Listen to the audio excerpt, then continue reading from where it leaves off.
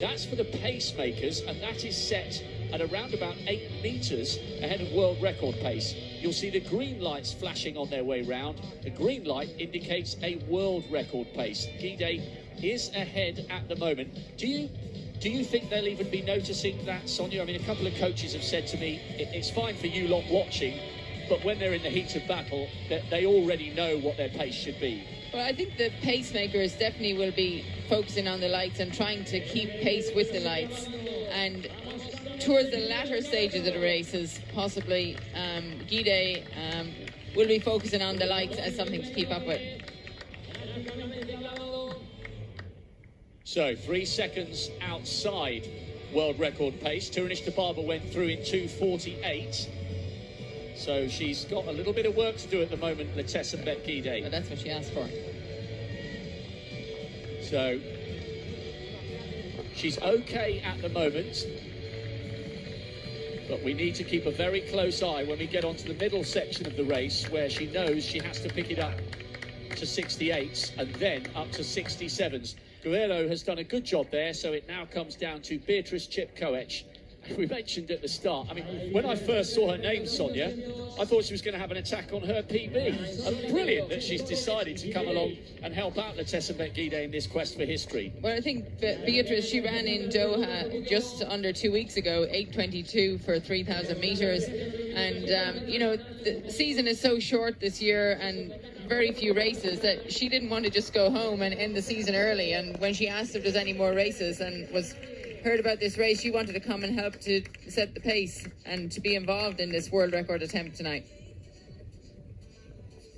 And we are delighted that she has come along. Low 69s, it's okay, but we now need to start seeing this pick up a little bit towards 68 seconds.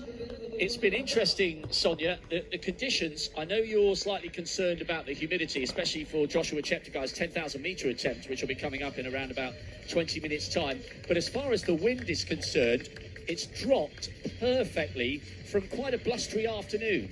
Well, the wind does tend to pick up here in Valencia in the afternoon, but, you know, we've been here for 3 days now and noticed each evening that it has dropped down, so that was never really a concern.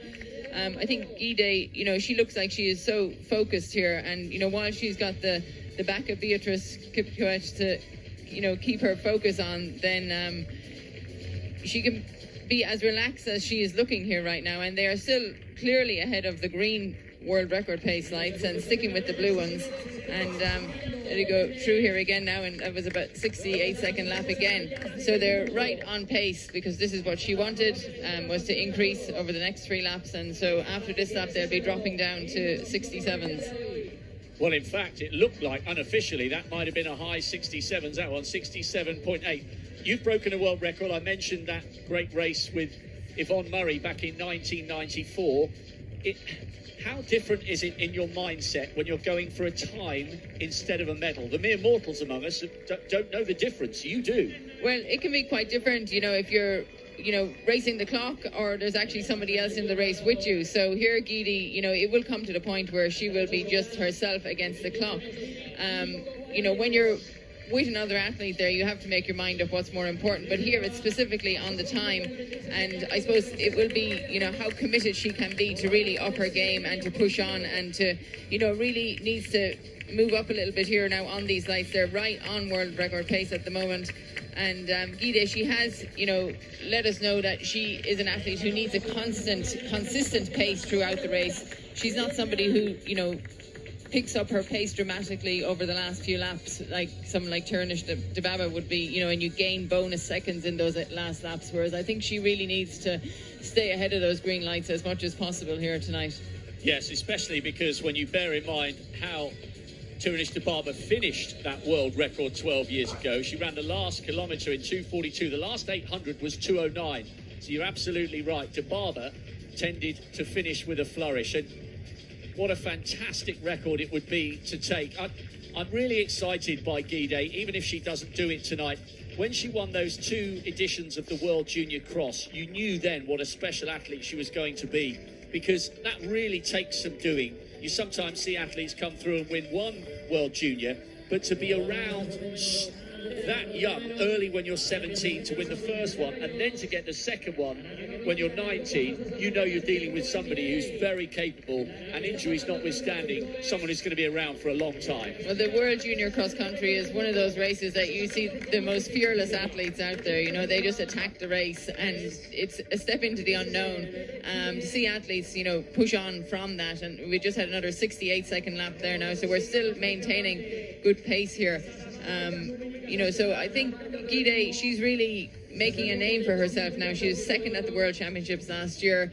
She's been out-sprinted on a number of occasions by Sifan Hassan when she's trying to keep up with her, and you know, she really wants to focus on this race herself tonight, to do at her pace and not have to worry about somebody on her shoulder who, you know, it's not nice when you're leading when there's somebody right on your shoulder. So to have the opportunity here tonight to run this race her way and to attack the race in the way that she wants to do it. It's not easy when you're out there running by yourself, but now here she looks like she actually wants to go past Beatrice Kipkoech. Maybe she's slowing a little bit here, but we'll be coming up soon now to the 3,000 metre mark, which is a key time here, and she is well on pace here. I mean, this is going through the line there in 8:31.85, which is well and truly under the 8:32 that she has in her mind. And the thing is, this is with athletes, endurance athletes. They do the training, but you have numbers in your head that, you know, when you hit those targets, it gives you that extra bit of confidence going into the last few laps. And, you know, there's 5 laps to go here now. Next time around, we'll have a mile to go.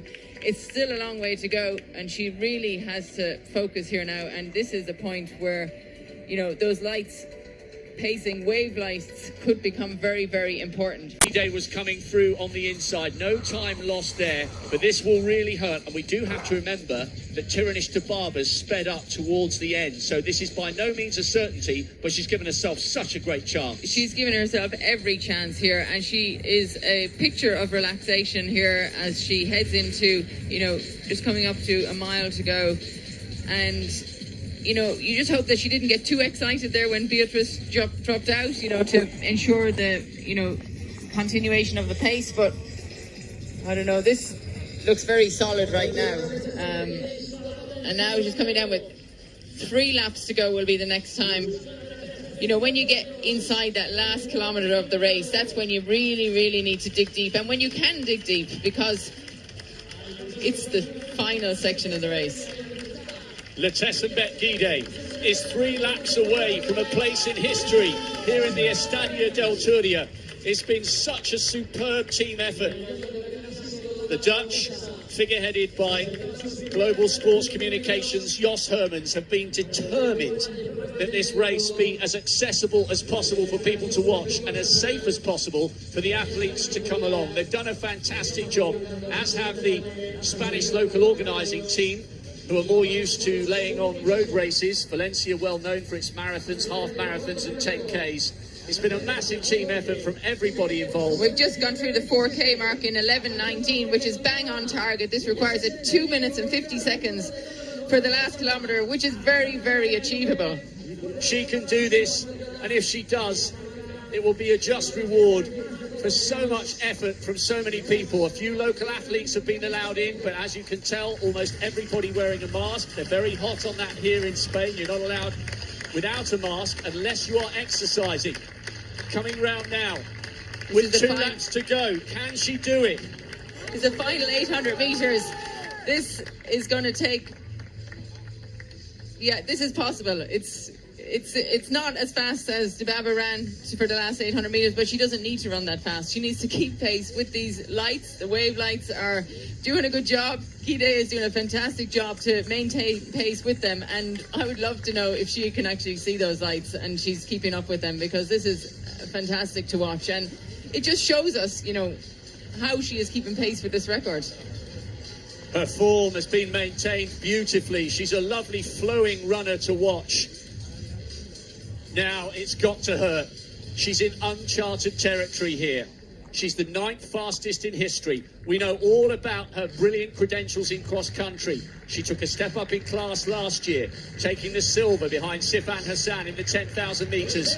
But wherever you are in the world, even though she won't hear you, give a shout out to the TV, give a roar, because this young 22-year-old from Ethiopia is 400 metres away from glory.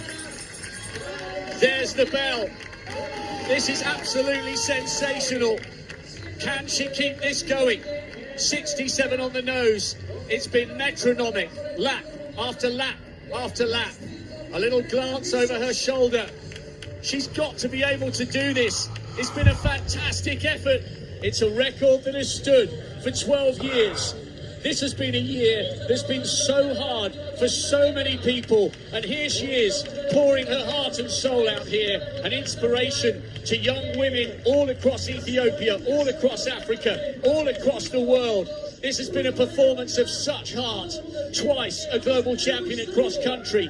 Outdoors, a silver medalist last year in Doha. But this would be the crowning moment so far, surely. She's got about 110 metres to go. I'm having to stand up because everybody in front of us has got their mobile phones out. Letesenbet Gidey, driving for history, driving for the line.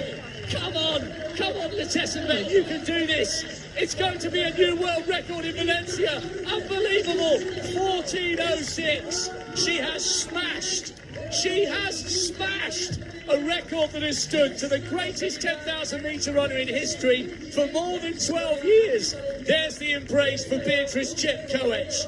And in a year that's been so hard for so many people, what a moment of inspiration from a 22-year-old who has just run the race of her life. Wow!